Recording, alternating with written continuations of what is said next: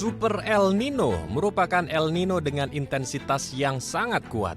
Dampaknya dapat berupa berkurangnya curah hujan, musim kemarau yang lebih panjang, meningkatnya risiko kekeringan, hingga kebakaran hutan dan lahan. Fenomena ini bukan pertama kali terjadi. Dalam sejarah, Super El Nino tercatat terjadi pada tahun 1982 hingga 1983, lalu 1997 hingga 1998, dan 2015 hingga 2016. Bagi Indonesia, peristiwa 97 hingga 98 menjadi salah satu yang paling berdampak, ditandai dengan kekeringan ekstrim, kebakaran hutan dan lahan berskala besar, serta kabut asap yang meluas. Sejumlah peneliti menilai El Nino menunjukkan kecenderungan menguat dan berpotensi menjadi Super El Nino pada tahun 2026. Sementara itu, BMKG mengimbau seluruh pihak untuk meningkatkan kewaspadaan terhadap kemungkinan musim kemarau yang lebih panjang dan lebih kering. Lalu, seberapa besar potensi dampaknya bagi Indonesia? Apa yang perlu diantisipasi oleh pemerintah, dunia usaha, dan masyarakat? Ya, untuk membahas hal ini lebih lanjut, kita telah terhubung langsung dengan Profesor Edi Hermawan selaku peneliti ahli utama Pusat Riset Iklim dan Atmosfer dari BRIN. Kita langsung sapa. Selamat siang, Prof. Edi. Apa kabar di sana, Prof? Selamat siang, Mas Andrew. Alhamdulillah kabar di Bandung sehat-sehat saja ya, walaupun cuacanya sedikit memanas. Bukan sedikit kali ya, memanas kali ya. Cuacanya sedang mencapai, ya begitulah suhunya berkisar antara. Cuma kalau di pagi hari ya cukup dingin lah begitu. Oke, Alhamdulillah. Kita langsung saja membahas Alhamdulillah. fenomena yang kita sedang hadapi saat ini dan membahas Super El Nino. Ini apa yang menjadi peneliti, apa yang menjadi bahan atau menjadi permasalahan yang dilihat dari BRIN, kira-kira situasi yang kita hadapi saat ini, karena tadi Prof. Edi juga sudah menjelaskan sedikit ya, kita menghadapi musim kemarau yang sangat terik sekali dan ada Super El Nino juga. Apa yang sedang kita hadapi ini, dan Super El Nino ini sebetulnya apa, Prof. Edi? Apa bedanya dengan El Nino pada umumnya? Oke, terima kasih Mas Andrew. Terkait dengan apa yang kita hadapi saat ini adalah satu kondisi di mana kita baru mulai saja akan mengalami suatu musim kemarau panjang begitu, yang tidak dalam batas normalnya. Panjang dalam arti kata bahwa diduga kemarau ini akan terus berlanjut, ya paling cepat itu akhir tahun 2026. Apa itu Super El Nino? Itu tidak lain dan tidak bukan adalah ketika anomali suhu yang ada di lautan Pasifik sana, yang kita kenal dengan nama istilah anomali Nino 34 itu melebihi batas bandannya dan nilainya itu melebihi angka 2 derajat begitu. Dan impact-nya apa? Ya tentu Indonesia itu akan mengalami musim kemarau panjang. Terhitung sejak kapan? Ya sebenarnya sih bulan Juni sudah dimulai ya, ketika Nino 34 itu sudah mulai merangkak naik, kurang lebih seperti itu. Oke, kemudian apakah Super El Nino ini adalah hal yang wajar-wajar saja terjadi atau sebetulnya dipicu dari climate change, adanya perubahan iklim, Prof. Edi? Ya, apakah ini terkait dengan perubahan iklim? Ya, saya menduga pastinya ada ya, karena salah satu indikasi daripada dampak perubahan iklim adalah frekuensi kejadian ekstrim itu meningkat. Artinya ekstrim itu mungkin dari segi durasinya ya. Yang semula musim kemarau itu hanya 3 bulan, 6 bulan, kalau bisa sampai nanti diduga lebih dari 6 atau lebih dari 7 bulan. Yang dapat saya sampaikan di sini adalah bahwa kita tidak menyangka sama sekali bahwa kejadian El Nino 2023, 2024 itu terakhir sepertinya kok akan kembali berulang di tahun 2006, 2027. Kalau belajar dari sejarahnya kan tahun 1997, 98 dan 2015-2016 ya, itu memiliki tenggang waktu yang cukup panjang, sekitar 18 tahun begitu. Tetapi ini hanya jangka waktu 3 tahun, kok muncul kembali kondisi seperti itu. Jadi sesuatu yang tidak terbayangkan kok begitu cepat begitu ya. 2003-2004 kita mengalami kemarau panjang, kenapa kok 2026-2027 kita akan mengalami lagi hal serupa seperti itu. Ini yang menjadi tanda tanya besar bagi kami yang ada di BRIN ini.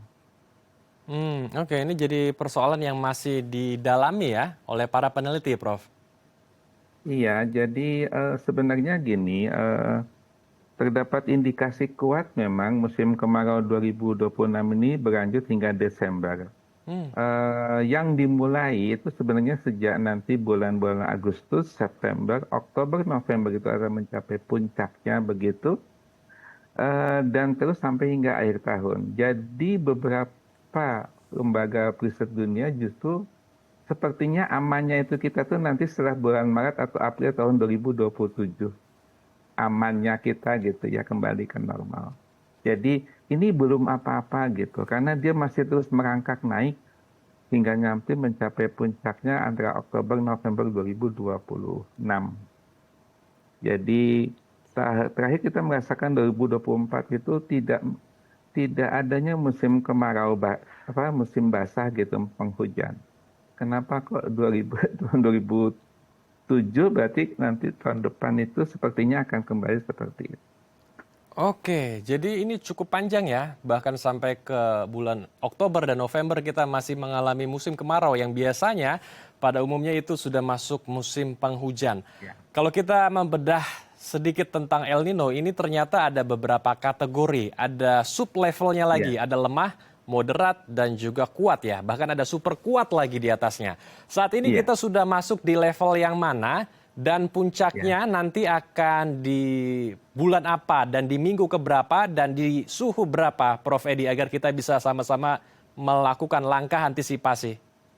Gini, sebenarnya yang amat sangat kita khawatirkan adalah pada bulan-bulan September, Oktober, November, beberapa lembaga riset dunia itu menyatakan periode November adalah periode yang sangat-sangat kritis begitu ya, karena itu adalah puncak daripada El Nino Super tahun ini. Dikatakan super memang pada saat itu anomali suhunya itu uh, mencapai nilai di atas 2, bisa sekitar di atas 2,5 begitu. Dan ini terus berlangsung hingga nanti akhir tahun.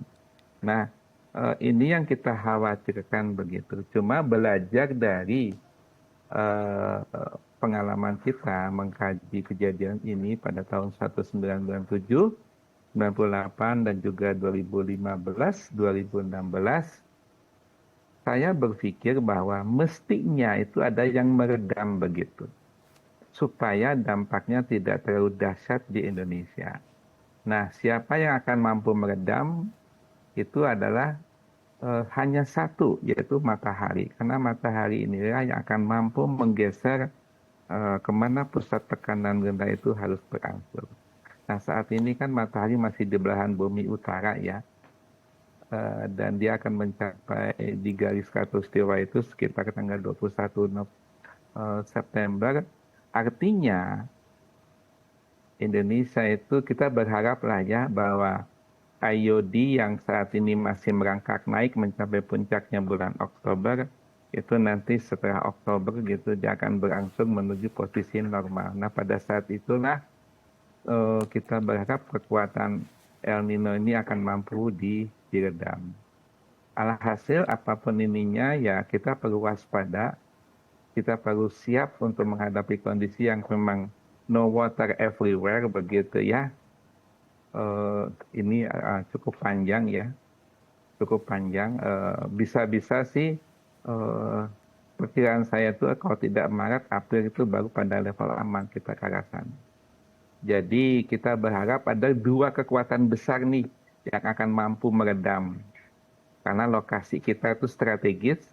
Satu adalah IOD yang kita harapkan kembali ke posisi normal netral itu setelah Oktober, dan juga adalah bagaimana monsun Asia dengan kekuatan uap air itu akan mampu masuk ke kawasan kita dengan seiring dengan bergesernya posisi matahari menuju belahan bumi selatan. Jadi insya Allah masih aman. Masih ada dua kekuatan yang akan meredam gitu. Cuma apakah ini akan tergeser atau tidak, ya kita lihat tunggu. Karena pihak NOAA sendiri pun memprediksi maksimum hanya sampai dengan Oktober-November. Dia belum berani sebenarnya jauh melangkah daripada itu begitu. Oke. Selain dua kekuatan tadi, apakah dari pihak kita sendiri, dari pemerintah maupun dari pihak masyarakat juga bisa berkontribusi seperti dengan melakukan TMC, teknologi modifikasi cuaca dengan menabur garam di awan-awan penghujan sehingga bisa lebih meredam lagi El Nino ini. Prof Edi, tapi ditahan ya Prof, kita akan bahas usai jeda. Ya. Pemirsa, kami akan kembali usai jeda, tetap di Halo Indonesia.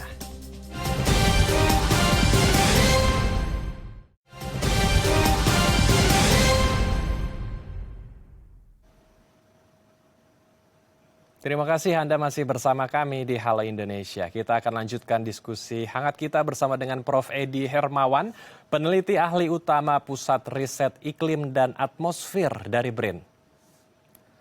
Prof Edi, melanjutkan diskusi kita. Jadi sebelum ke pertanyaan di segmen sebelumnya, kami juga ingin mendalami lagi. Sebetulnya kita sudah masuk di El Nino yang level apa, Prof? Karena dalam El Nino ini sudah ada beberapa kategori ya, lemah, kemudian moderat, kuat, dan super kuat, Prof Edi. Ya, saat ini kita baru saja memasuki El Nino pada kuat begitu ya, belum super kuat, tetapi super kuat kita sedang menuju ke arah super kuat begitu ya, dan di mana mencapai puncaknya itu nanti sekitar bulan sejak dimulai dari September, Oktober, November, dan itu masa-masa yang sangat kritis. Nah, maksud saya adalah belajar dari kondisi El Nino tahun 1997-98 dan juga 2015-2016, maka menurut hemat saya harus ada faktor yang mendukung atau meredam.